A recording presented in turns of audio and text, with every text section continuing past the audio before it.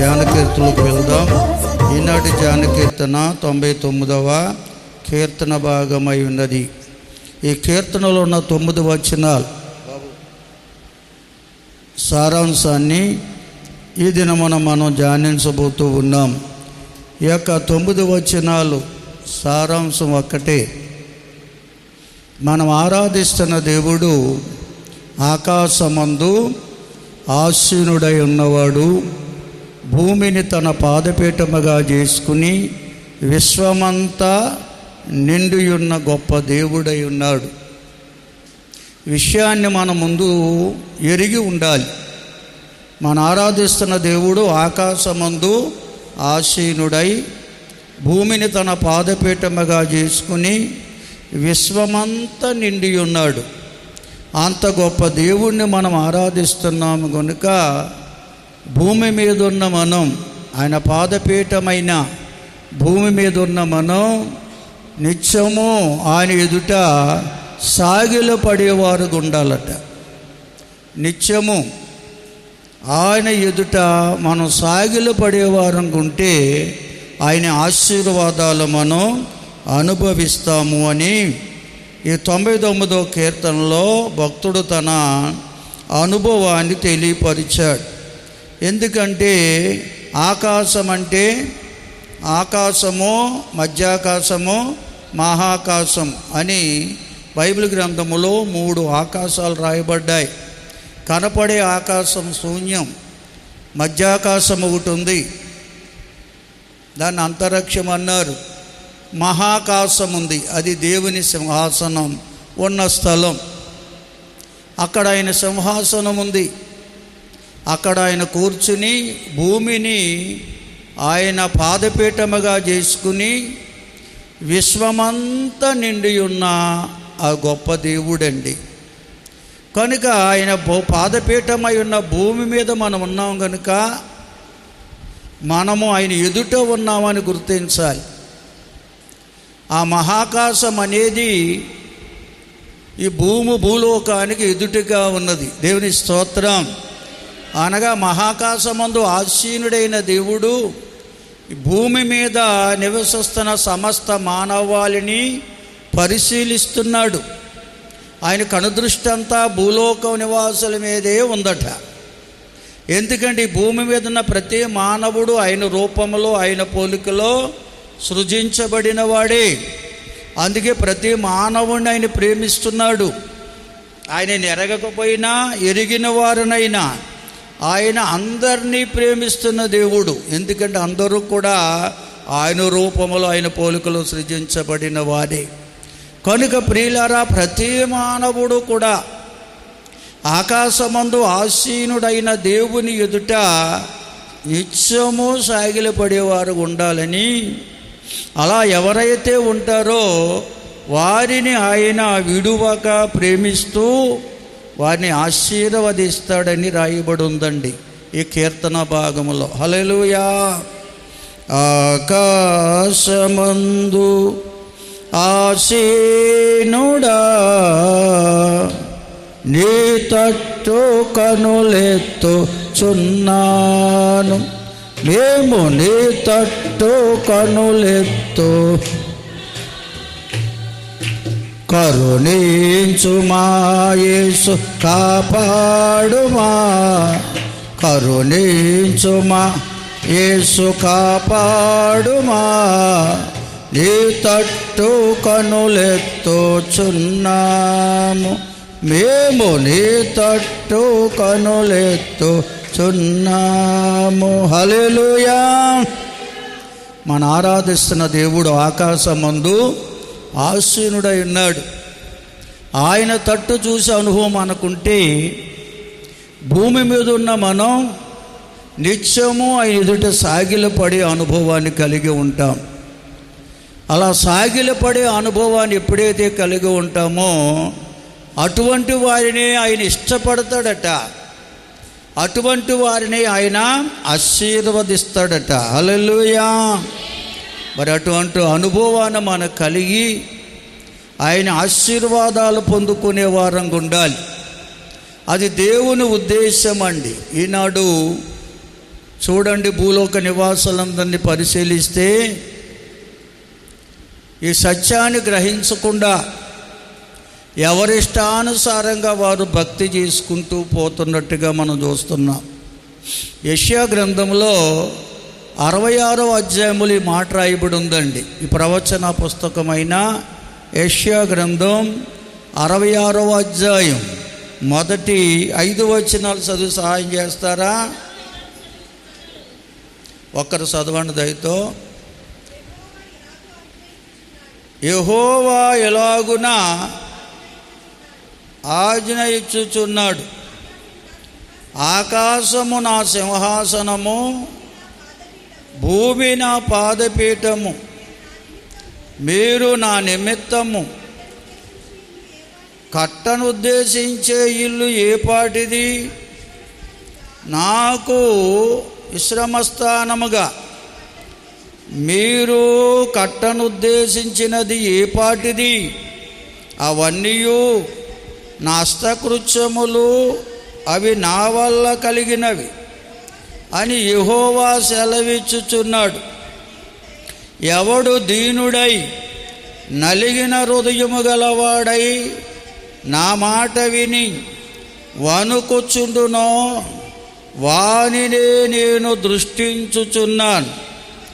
ఎద్దును వధించువాడు నరుని చంపువాని వంటివాడే, గొర్రె పిల్లను బలిగా అర్పించువాడు కుక్క మెడను విరిచువాని వంటివాడే, నైవేద్యము చేయువాడు పంది రక్తమును అర్పించువాని వంటివాడే, ధూపము వేయువాడు బొమ్మను స్తుతించు వాని వంటివాడే. వారు తమకిష్టమైనట్లుగా త్రోవలను ఏర్పరచుకొనిరి, వారి అసహ్యమైన పనులు వారికే ఇష్టంగా ఉందని. చాలండి, అందరూ స్తోత్రం చెల్లిస్తారండి, బిగ్గరగా దేవుని స్తుతిస్తారా?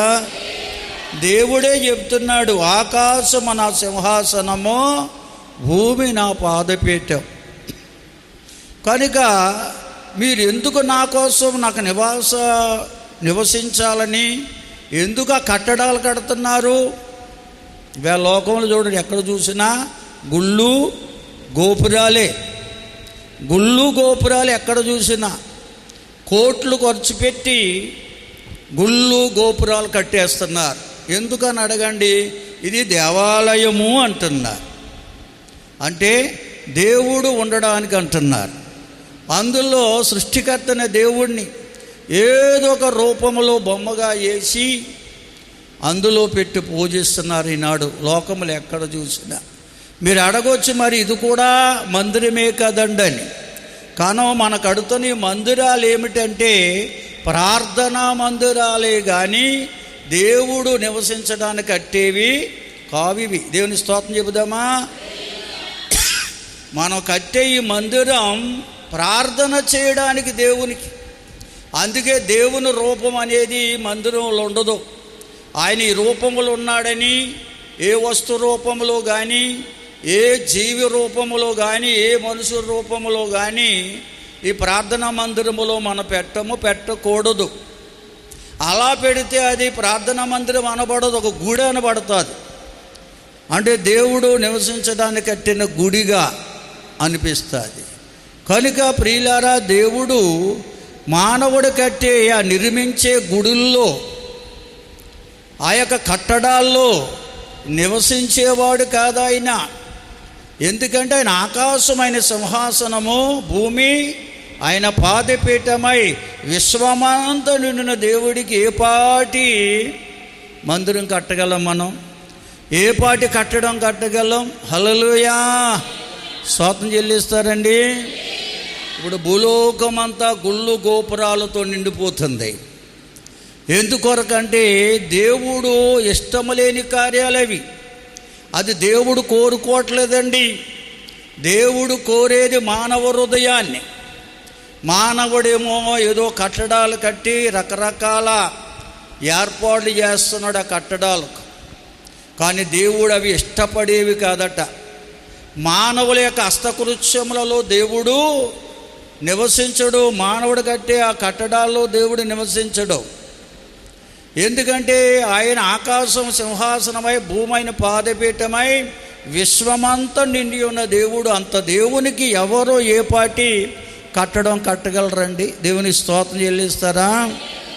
అయితే దేవుడేమో మానవ హృదయాన్ని కోరుతున్నాడు.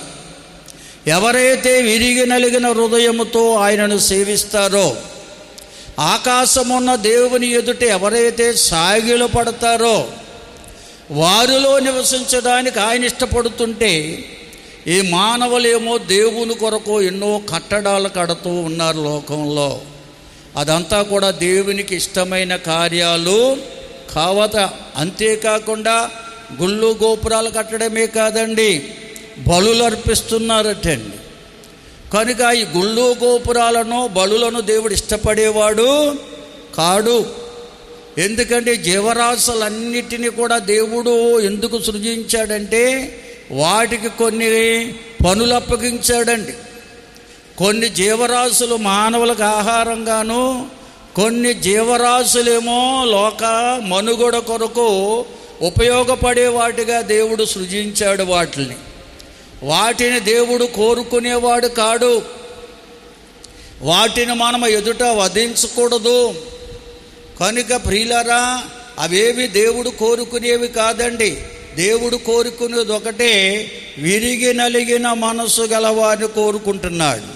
అనగా ఆకాశముందున దేవుని ఎదుట నేనున్నానని భయముతో, వణుకుతో ఆ పాదపీఠం ఎదుట ఎవరైతే సాగిలపడే అనుభవాన్ని కలిగి ఉంటారో వారినే దేవుడు ఇష్టపడుతున్నాడు. దేవునికి స్తోత్రం. అందుకే 3వ వచనములో రాస్తాడు ఏమనంటే, మానవులట ఎవరికి ఇష్టమైన త్రోవలు వారు ఏర్పరుచుకున్నారంటే, ఎవరి ఇష్టం వారిది అయిపోయిందండి. ఈవేళ రకరకాల భక్తి ద్వారా దైవభక్తి అని చెప్పుకుంటున్నారు. ఇక్కడ 3వ అధ్యాయం చివరిలో రాస్తాడు ఏమనంటే, వారు తమకిష్టమైనట్లుగా త్రోవలను ఏర్పరచుకొనిది, వారి అసహ్యమైన పనులు తమకే ఇష్టముగా ఉన్నవి. దేవుడు ఇష్టపడ్డంటండి అవి.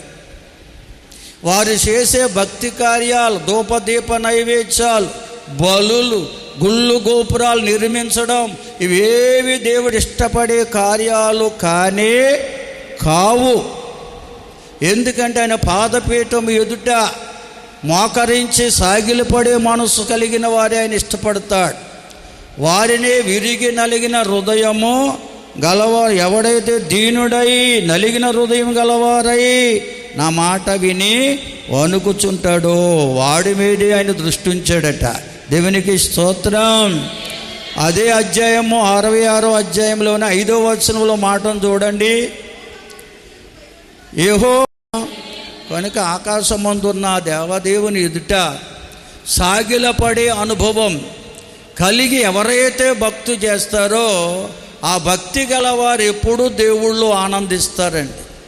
ఎందుకంటే దేవుడు తన వాక్కును పంపించి వారిని బాగు చేస్తాడు, వారిని బలపరుస్తాడు, వారిని సంతోషపరుస్తాడు. దేవునికి స్తోత్రం.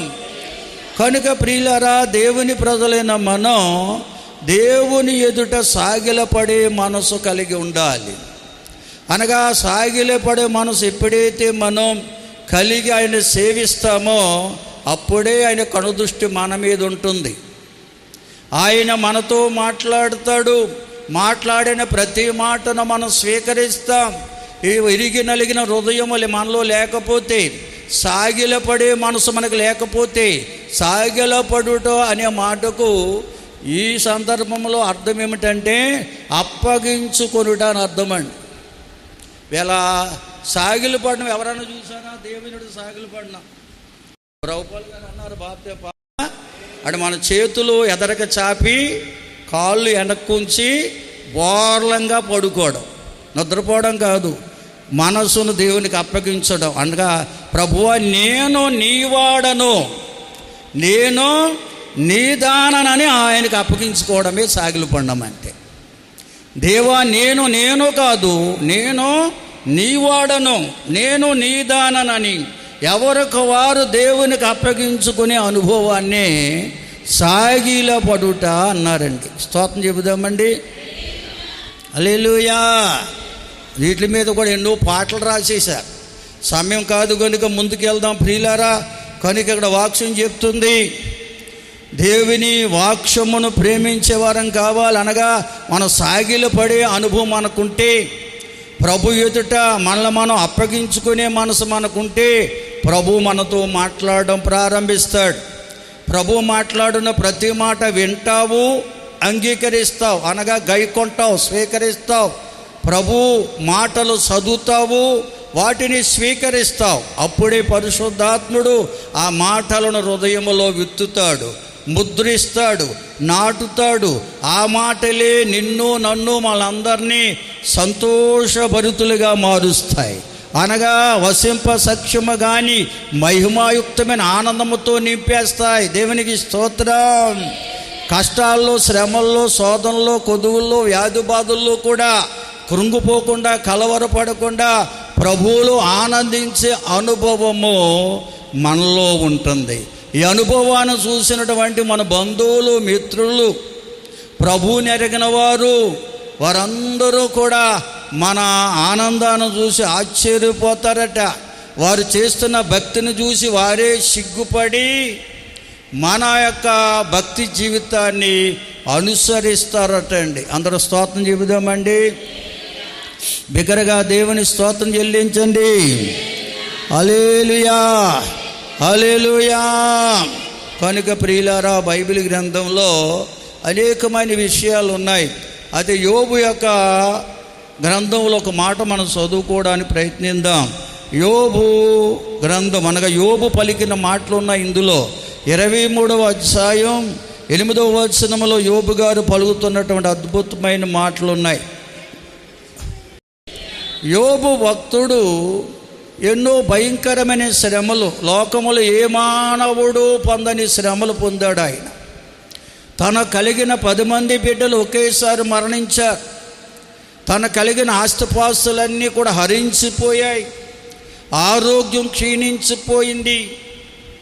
హీనాతిహీనమైన స్థితిలో బూడిదలో కూర్చుని చిల్ల పెంకులతో శరీరాన్ని గోక్కుంటున్నాడట. భయంకర హీన స్థితికి జిగరాయిపోయాడు.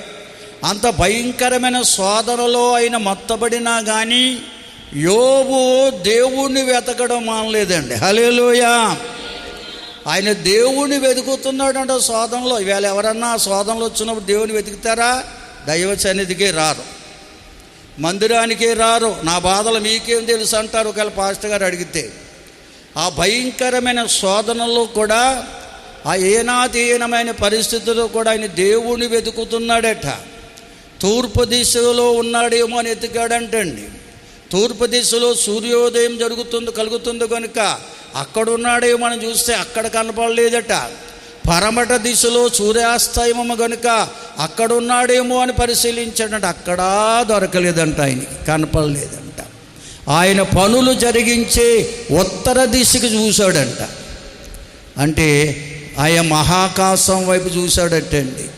ఉత్తరం అంటే భూలోకానికి ఉత్తరం పరలోకమే. దేవుని స్తోత్రం చెప్తారా? భూలోకానికి దక్షిణములో ఉన్నది పాతాళం. దేవుని స్తోత్రం చెబుదామండి. కనుక దేవదేవుని సభాపర్వతం వైపు ఆయన పనులు జరిగించే ఉత్తర దిశకు అనగా మహాకాశం వైపు చూడగా ఆయన దృష్టంతా కూడా దక్షిణ దిశలో ఉన్న, పరలోకానికి దక్షిణ దిశలో ఉన్న భూలోకం మీదే ముఖం తిప్పుకుని ఉన్నాడంట. ఆయన ఆ పరలోకము ఉన్న వాటి మీద మనసు పెట్టలేదటండి. ఆయన ఆ పరలోక ఆనందాన్ని ఆస్వాదించట్లేదట. ఆయన పరలోకమందు ఉన్నటువంటి ఆశీనుడైన దేవుడు భూలోక నివాసులందరినీ పరిశీలిస్తూ ఉన్నాడట. హల్లెలూయా. నా రూపములో నా పోలికలో సృజించబడిన మానవుడు ఏం చేస్తున్నాడు? నిజంగా నా ఎదుట సాగిలపడే మనసు కలిగి ఉన్నాడా?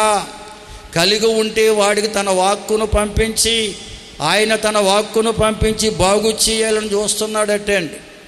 వీళ్ళరా, ఈ భూలోక నివాసులైతే గుళ్ళు గోపురాలు కడుతూ, బలులర్పిస్తూ, ధూపదీప నైవేద్యాలు చెల్లిస్తూ వారికి ఇష్టమైన రీతిలో భక్తి చేయడం ప్రారంభించారు.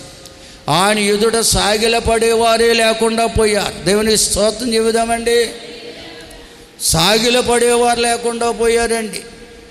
కనుక ఎప్పుడో ఒకప్పుడు కాదండి, నిత్యము సాగిలపడాలి ఉంది. కొందరు చూడండి తీర్థయాత్రలు వెళ్ళి అలా దండం పెట్టుకుంటా ప్రత్యేక దర్శనం అంటారు దాన్ని.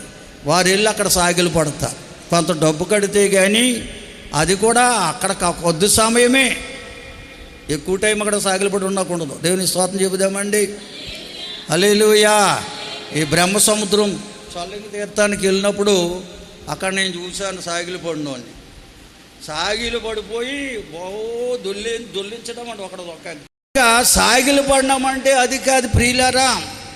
నేను నీదానను, నేను నీవాడను ప్రభువు అని అప్పగించుకోవడమే సాగిలు పడినామంటే. అక్షరార్థంగా ఏదో నీ చేతులు జాపేసి కాలు జాపేసి బోర్లంగా పడినంతరాన్ని దేవుడిని అంగీకరించడం. దేవుని స్తోత్రం. దేవుడు చూసేది పై రూపాన్ని కాదు, మన మనస్సును చూస్తున్నాడు. దేవునికి స్తోత్రం చెల్లించండి అందరూ. అదే యోబు గ్రంథం 34 అధ్యాయం కూడా చదవండి. 34 అధ్యాయం 21 వచనం చదవండి దయతో. కనుక ఆకాశం ముందున్న దేవుడు భూమి మీద నివసిస్తున్న ప్రతి మానవుని కూడా పరిశీలిస్తున్నాడట. ప్రతి మానవుని పరిశీలిస్తున్నాడు ఆయన. ఆ కనుదృష్టి అంతా ఈ మానవాళి మీదే ఉంది ఆయనకి. ఎందుకంటే ఈ మానవాళి దేవుడు ఎంతో ప్రేమిస్తున్నాడు. కనుక ఏ మానవుడు నశించబడని ఇష్టం లేక ఈ మానవాళిని పరిశీలిస్తున్నాడు. ఎందుకంటే దుష్క్రియలు చేయువారు దాగుకోవడానికి చీకటి కానీ మరణ గాఢాంధకారం కానీ భూలోకములో లేదండి. అంటే కనుదృష్టిలో మరుగైనదంటూ ఏది లేనే లేదు. దేవుని స్తోత్రం చెబుదామండి. మనం ఎక్కడ ఉంటే అక్కడ మనల్ని ఆయన చూడగలడండి. కనుక ప్రియులారా, ఆయన కొందృష్టిలో మరుగేం లేదు. మనం ఏం చేస్తున్నాం అన్నీ ఆయన పరిశీలిస్తూ ఉన్నాడు. నిజంగా నిత్యమైన సాగిలపడే మనసు నీకుందా? ఆయనకు అప్పగించుకునే మనసు ఉందా లేదా అనేది దేవుడు ప్రతి మానవుణ్ణి పరిశీలిస్తున్నాడు. అందుకే రాయబడింది బైబిల్లో, ఎవని క్రియలకు ప్రతిఫలం దేవుడు వారికి ఇస్తాడని. మనం చేసే భక్తి కార్యాలను బట్టి ప్రతిఫలం పొందుతాం మనం. కనుక దేవునికి ఇష్టమైన భక్తి చేయాలి. దేవునికి ఇష్టమైన భక్తి చేసినప్పుడే దేవుని ఆశీర్వాదాలు మనం అనుభవించగలం. హల్లెలూయా. అదే యోబు గ్రంథం 14 అధ్యాయం 1 వచనం నుండి కొన్ని మాటలు చదవండి దయతో. యోబు యొక్క అనుభవం ఇది. స్త్రీ కనిన నరుడు కొద్ది దినములు గలవాడే ఏమపోతాడంట. లేదమ్మా మీ బైబిల్లో లేదా? పురుషులు కూడా మాట్లాడరేంటి? ఏమని రాయబోతుందో, స్త్రీ కనిన నరుడు కొద్ది దినములు గలవాడై మిక్కిలి బాధ పొందుతాడట. పువ్వు వికసించినట్లుగా పెరిగి వాడిపోతాడట. నీడ కనబడకుండా పోవున్నట్లు వాడు నిలవకుండా పారిపోతాడట. స్తోత్రం చెబుదామా. అంటే మానవ జీవితం ఎంత అల్పమైనదో రాయబడి ఉంది అక్కడ. ఎంత అల్పమైనదంటే నీడ లాంటిది, పువ్వు లాంటిదని రాస్తాడు. కొన్ని దినములే ఈ భూలోకములో మనము తల్లి గర్భములోంచి పుట్టిన తర్వాత కొన్ని దినములే భూలోకములు ఉంటాం. ఆ కొన్ని దినాల్లో ఎన్నో బాధలు కష్టాలు అనుభవిస్తాం. హల్లెలూయా. నేను పుట్టినప్పటి నుంచి నాకు ఏ బాధ లేదండి, ఏ కష్టం లేదన్నవారు ఎవరంటే చెయ్యొద్దండి దయతో. అంటే మీరు మనుషులే కాదన్నమాట. అసలు మనిషిగా పుట్టినోళ్ళు కాకపోతే రావుండవు. మీరు మనుషుగా పుట్టకపోతే మీకు బాధలుండవు, కష్టాలుండవు. కొన్ని దినాలే, కొన్ని సంవత్సరాలే మనకు ఆయుష్కాలం. పువ్వు వికసించినట్లుగా వికసించి వాడిపోయి రాలిపోతాం. నీడ ఎలాగైతే తొలగిపోద్దో అలాగే మనం ఎగిరిపోతాం. అటువంటి మానవుని మీద దేవుడు కనుదృష్టి ఉంచాడట.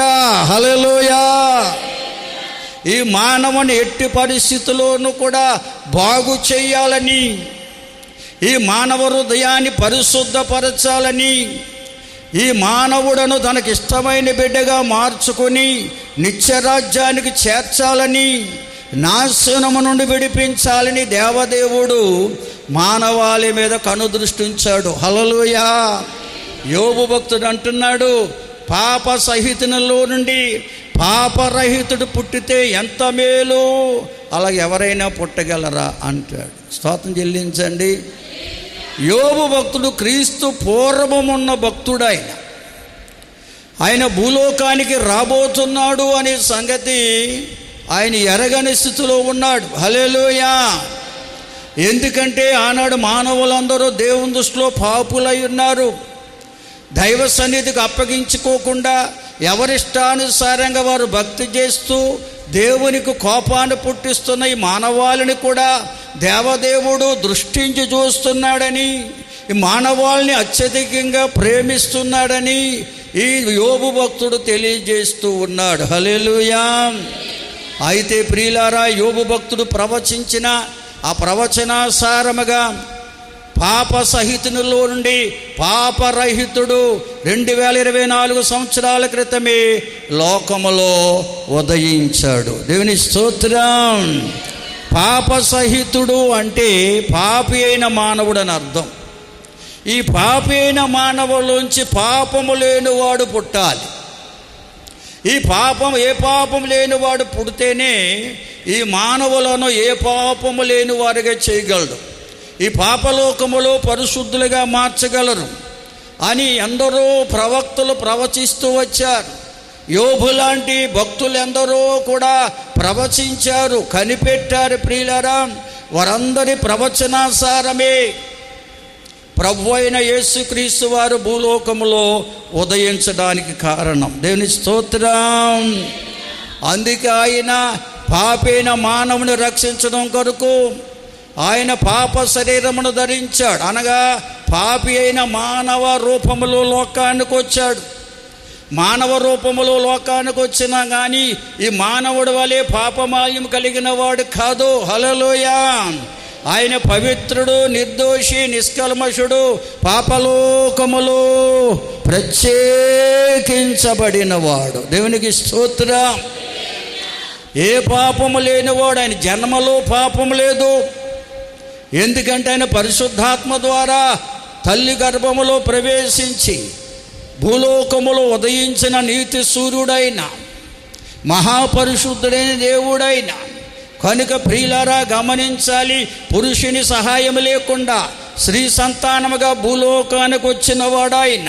అందుకైన పవిత్రుడు, నిర్దోషి, నిష్కల్మషుడు, పాపలోకములో ప్రత్యేకించబడిన వాడని, మచ్చైనను, డాగైనను, ముడతైనను మరే కళంకము లేని మహాపరిశుద్ధుడని ప్రభువైన యేసుక్రీస్తు వారి కొరకు చెప్పబడింది. దేవుని స్తోత్రం.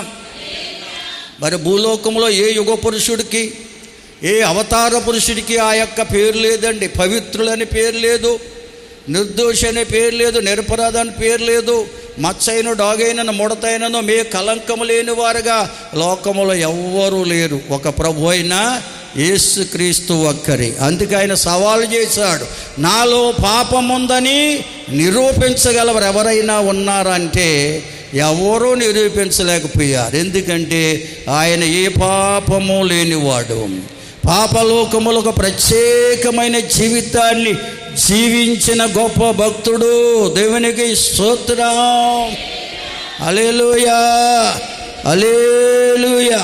అందుకే భూలోకాన్ని శరీరధారిగా వచ్చి మానవాళ్ళందరినీ ఆహ్వానించాడు ఆయన. ఏంటి ఆహ్వానం అంటే, ప్రయాసపడి భారము మోయుచున్న సమస్తమైన జనులారా నా యొద్దకు రండి, మీకు నేను విశ్రాంతినిస్తాను. నేను సాత్వికుడను, దీన మనసు గలవాడను. నా కాడి ఎత్తుకుని నా వద్ద నేర్చుకోండి, అప్పుడు మీ ప్రాణానికి నెమ్మది కలుగుతుంది. నా కాడి సులువు, నా భారము తేలికై ఉన్నదని చెప్పాడు. అందరూ స్తోత్రం చెప్తారండి. హల్లెలూయా. ప్రతి వాక్యానికి బైబిల్ తెరవక్కర్లేదు, కొన్నన్న కంటతా పట్టండి. కొన్నన్న కంటతా రాకపోతే ఎలాగ సండే స్కూల్ ఎందుకు వాక్సు నేర్పిస్తుంటారు పాస్టర్ గారు అంటే, అవి వారికి కంటతా వస్తాయని. వారి పెద్దవారైనప్పుడు ఆ వాక్యాలు వారి జ్ఞాపకం చేసుకుని వారి జీవితాలు ఆయనకి దేవునికి అప్పగించుకుంటారని సండే స్కూల్ పెట్టి ప్రయాసపడడం అందుకొరకండి. కొన్నన్న వాక్యాలు వారి హృదయంలో ముద్రించబడతాయి. ఆ పాడిన పాటలు హృదయంలో ఉండిపోతాయి. హృదయంలో ఉన్నది ఎప్పటికైనా నోరు మాట్లాడక మానదు. దేవునికి స్తోత్రం. కనుక ప్రభు ఆహ్వానించాడు, ప్రయాసపడి భారం మోస్తున్న సమస్తమైన జనులారా నా యొద్దకు రండి అన్నాడు.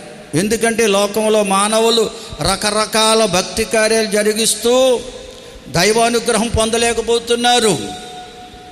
గుళ్ళు గోపురాలు కట్టినా, ధూపదీప నైవేద్యాలు చెల్లించినా, బలులు అర్పించినా అది దేవానుగ్రహం పొందలేము. ఎందుకంటే దేవునికి ఇష్టమైన కార్యాలు కావు. హల్లెలూయా. ప్రతి మానవుడు కూడా తన్ను తాను దేవుని ఎదుట సాగిలపడాలి. అనగా తన్ను తాను దేవునికి అప్పగించుకోవాలి. దేవా నేను కాదు నీ వాడను, దేవా నేను కాదు నీ దాననని ఎవరైతే ఆయనకు అప్పగించుకుంటారో అదే దేవునికి ఇష్టమైన భక్తి కార్యం. హల్లెలూయా. ఆయనకి ఇష్టమైన భక్తి కార్యం. అందుకే అది నేర్పించడానికి లోకానికి ప్రభు అయిన క్రీస్తు యేసుగా వచ్చాడండి.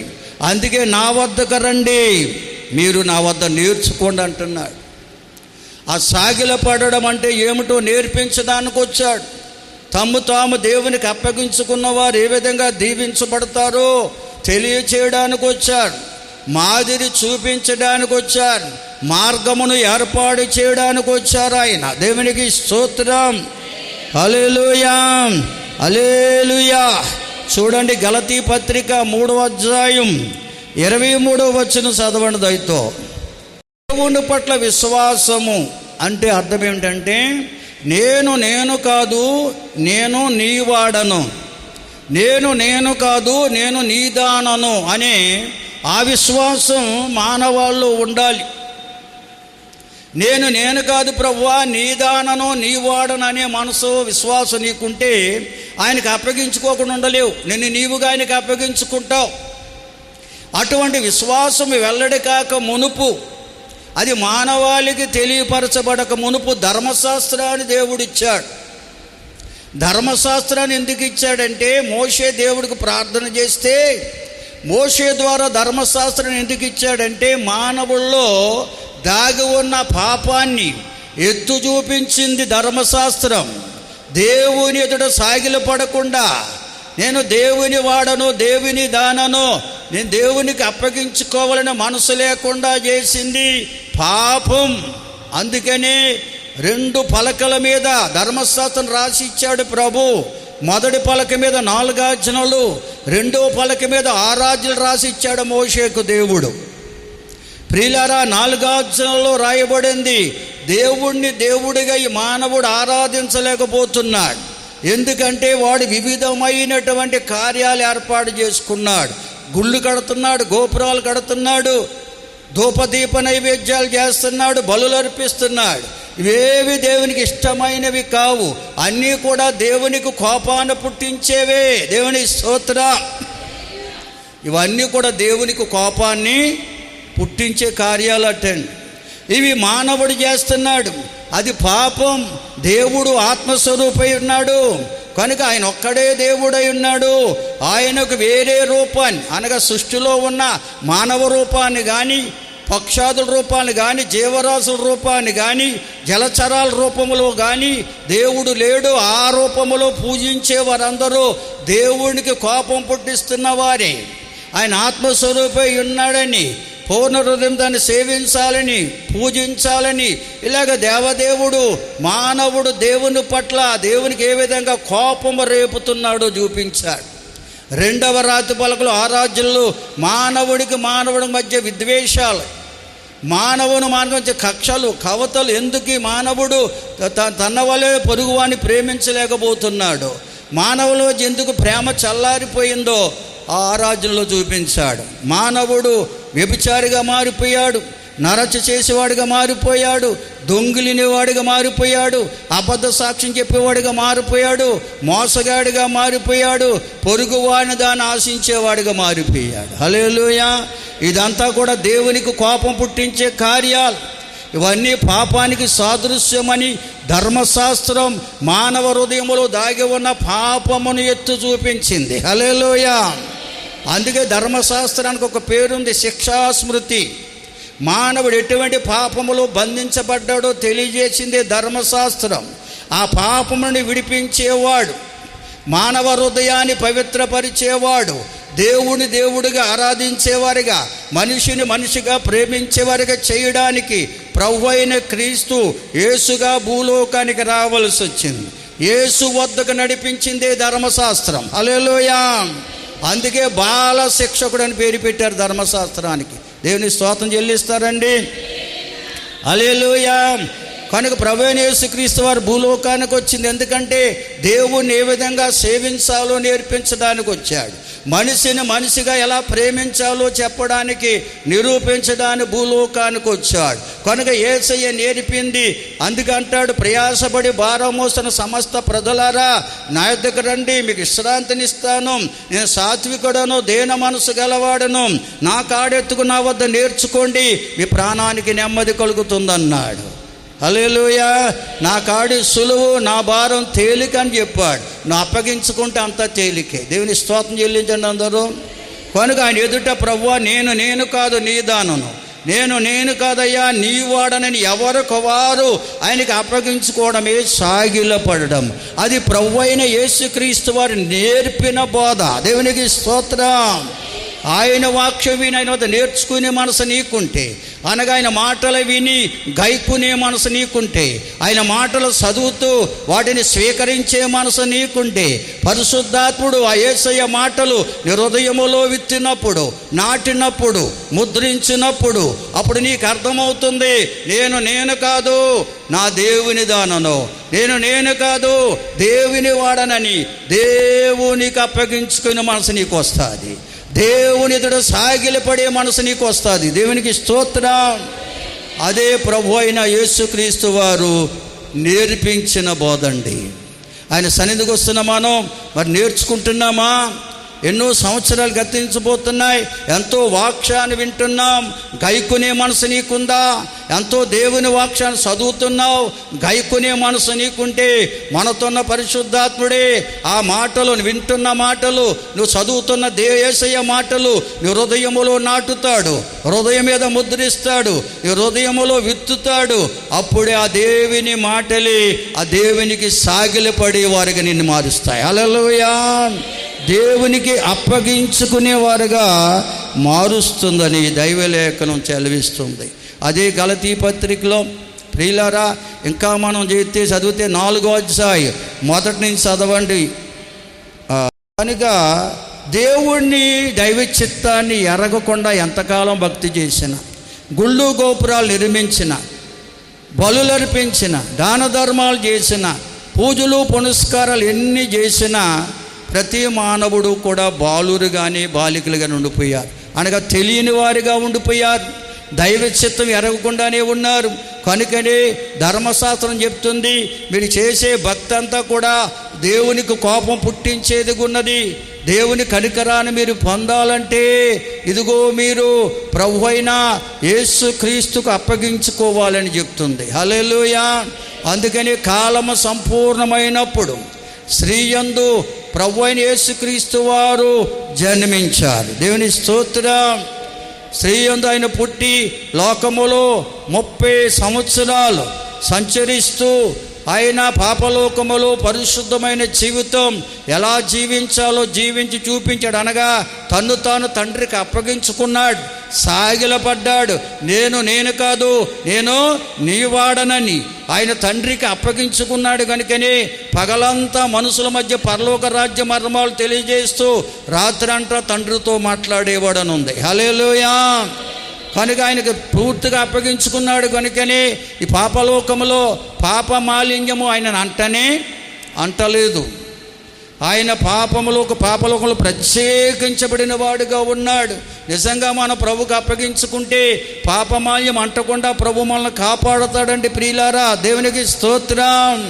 కనుక ఆయన లోకానికి వచ్చింది మనలను దేవునికి ఎలాగ అప్పగించుకోవాలని నేర్పించడానికి వచ్చాడు.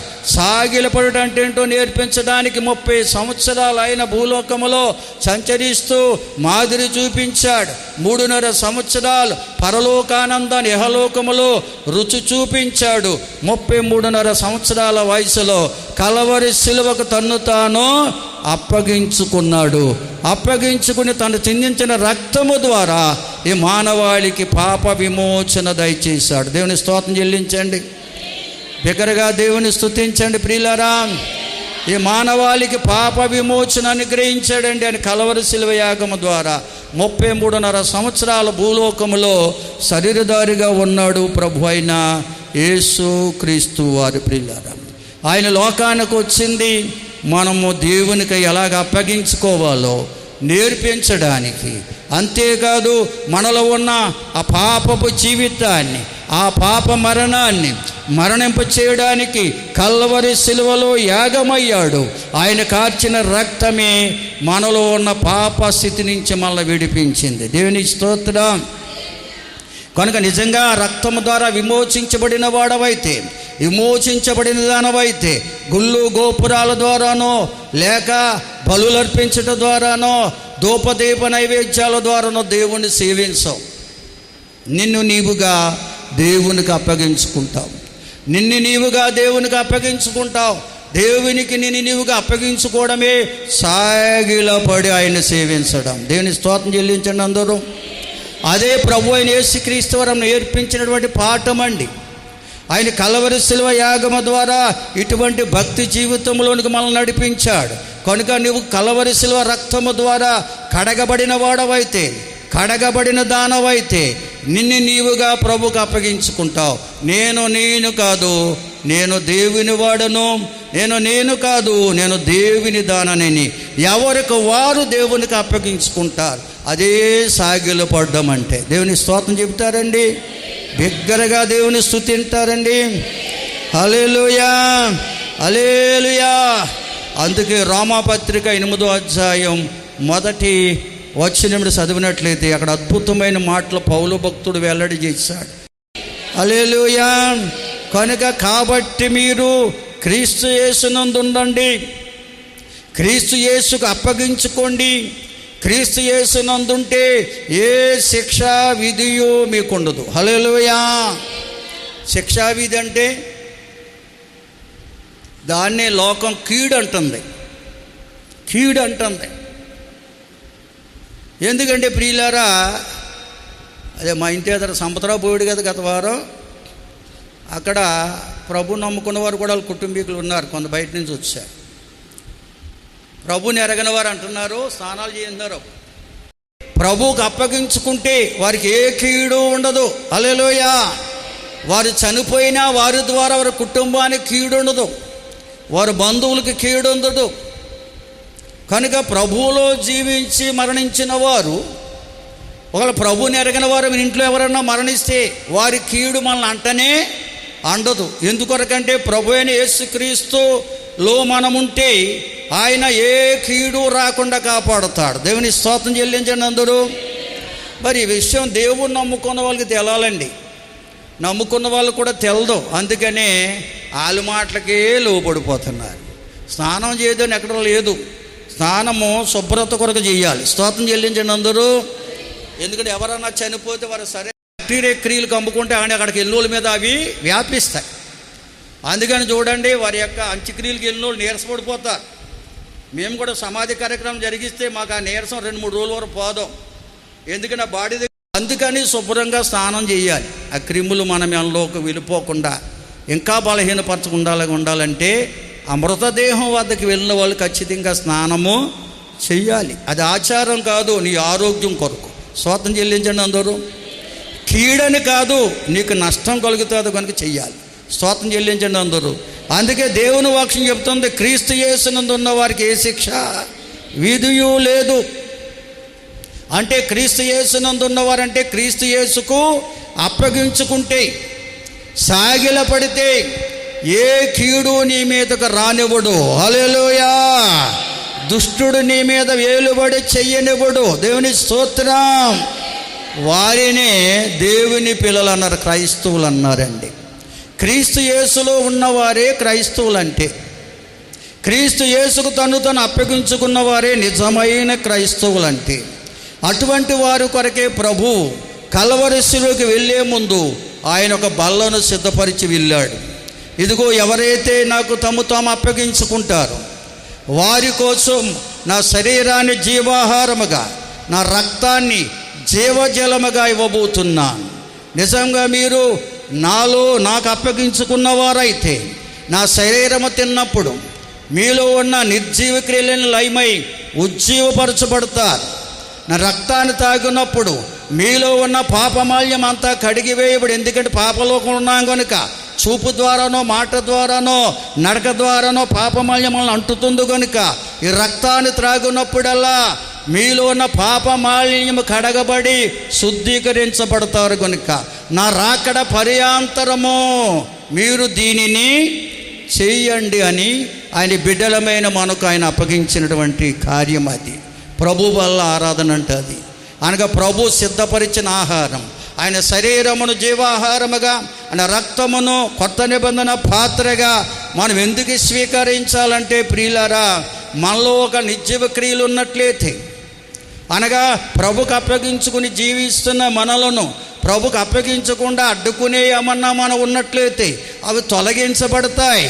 ఒకవేళ లోకస్తున్న మాల్యం ఏమన్నా హృదయానికి తాకుంటే ఆ రక్తము త్రాగుట వల్ల, కొత్త నిబంధన పాత్రను సేవించటం వల్ల నీ హృదయము, నీ ఆత్మ శుద్ధీకరించబడుతుంది. అందుకొరకే ప్రభు నా రాకడ పర్యాంతరము దీనిని చెయ్యండి అని ప్రభు అప్పగించిన పరిచర్య అండి ప్రభు బల్ల అంటే. ఈ బలలో మీరు పాలు పొందాలంటే క్రీస్తు యేసునందు ఉన్నవారుగా ఉండాలి. క్రీస్తు యేసుకు మిమ్మల్ని మీరు అప్పగించుకోవాలి. నేను ప్రభువా, నేను కాదు నీదానను, నేను కాదు నీ వాడనని ఎవరైతే ఆయనకు అప్పగించుకుంటారో వారికి ఏ శిక్షా విధి లేకుండా ప్రభు కాపాడుతారు. వారే నిజ క్రైస్తవులంటే వారి కోసం ఈ బల్ల సిద్ధపరచబడింది కనుక ప్రియులారా, అటువంటి అనుభవం నేను పొందుకోవాలని ఆశ నీకుంటే ఈ బలలో పాలు పొంది నాలోని నిర్జీవక్రియలు లయపరచబడాలి, ఉజ్జీవపరచబడాలి, నా ఆత్మకు పట్టిన మాలిన్యం కడిగివేయబడి శుద్ధీకరించబడాలి. అయితే నేను ఈ బలలో పాలు పొందాలని ఆశ నీకుంటే ఉన్నపాటినే ఉన్న చోటిని మోకరించండి. మీకోసం మేము ప్రార్థించబోతున్నాం. వందనాలు, స్తోత్రాలు, స్తుతులు అర్పిస్తున్నాం. దినారాధనలో మీ సన్నిధి నుంచి సూటిగా మీరు మాతో మాట్లాడినందుకు వందనాలయ్యా. అయ్యా, నేను నమ్ముకున్న ప్రతి బిడ్డకు కూడా నీ ఎదుట సాగిలపడే మనసు కలిగి ఉండాలని, అనగా తాముగా మీకు అప్పగించుకుని ప్రభువా నిన్ను సేవించేవారు ఉన్నప్పుడే వారిని మీరు అంగీకరించి ఆశీర్వదిస్తారని, నీ బిడ్డలుగా నువ్వు హక్కును చేర్చుకుని ఆదుకుంటావని నీ లేఖనాల ద్వారా మాట్లాడుతూ వచ్చినందుకు వందనాలు. ఇటువంటి అనుభవం ప్రతి బిడ్డ కలిగి ఉండడానికి కృపనివ్వండి. ఇంకా ఈ అనుభవం లేని బిడ్డలకు ఇటువంటి అనుభవాన్ని నేర్పించునైనా, ఎందుకంటే ఎవరూ కూడా నశించడం మీ ఇష్టం లేదు కనుక దయతో నీ బిడ్డలను దర్శించి రక్షించి ప్రభువా నీ సన్నిధిలో ఆనందాన్ని అనుభవించే భాగ్యం ప్రతి బిడ్డకు దయచేయండి. నీ కృపలో బలపరచండి. వచ్చిన ప్రతి బిడ్డను దీవించండి. తెచ్చిన ప్రతి కానుక అంగీకరించండి. అనేక మంది రోగులై ఉన్నారు, స్వస్థపరచండి. బలహీనులై ఉన్నారు, బలపరచండి. గర్భఫలం కొరకు ఎదురు చూస్తున్న బిడ్డలు ఎందరో ఉన్నారు, వారి గర్భాలు తెరవండి అయ్యా. అద్భుత కార్యాలు జరిగించి మీ నామాన్ని మహిమపరచుకోండి. గర్భవతులు ఉన్నారు నాయన, సుఖ కానుపులు ఇమ్మని వేడుకుంటున్నాం తండ్రి. బాలింతలకు బలం, చిన్న బిడ్డలపై దయచేసి ఉంచండి. యవనస్తులు, సండే స్కూల్ బిడ్డలను దీవించండి. వివాహ ప్రయత్నాల వారికి మార్గాలు తెరవండి. వివాహమైన వైవిక జీవితాలు సుఖమయించండి. ఉద్యోగ ప్రయత్నాల వారికి మార్గాలు తెరిచి తగిన జీవనోపాధినిచ్చి వారి జీవితాలు స్థిరపరచండి. విద్యా సంవత్సరములు ఆయా తరగతులు చదువుతూ ఆయా ప్రాంతాలు ఉంటున్న ప్రియ సంఘ బిడ్డలందరినీ కాచి కాపాడండి.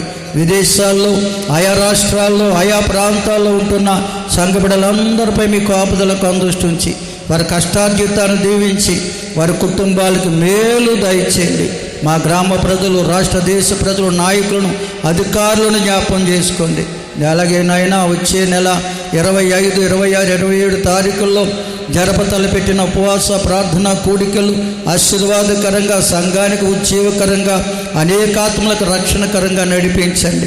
రాబోతున్న దాసులను అభిషేకించి ఈ అభిషేకముతో కూడిన మాటలతో సంఘాన్ని అయా బలపరచమని ప్రార్థిస్తున్నాం. సహాయం చేయండి. వచ్చిన ప్రతి బిడ్డను పేరున దీవించండి.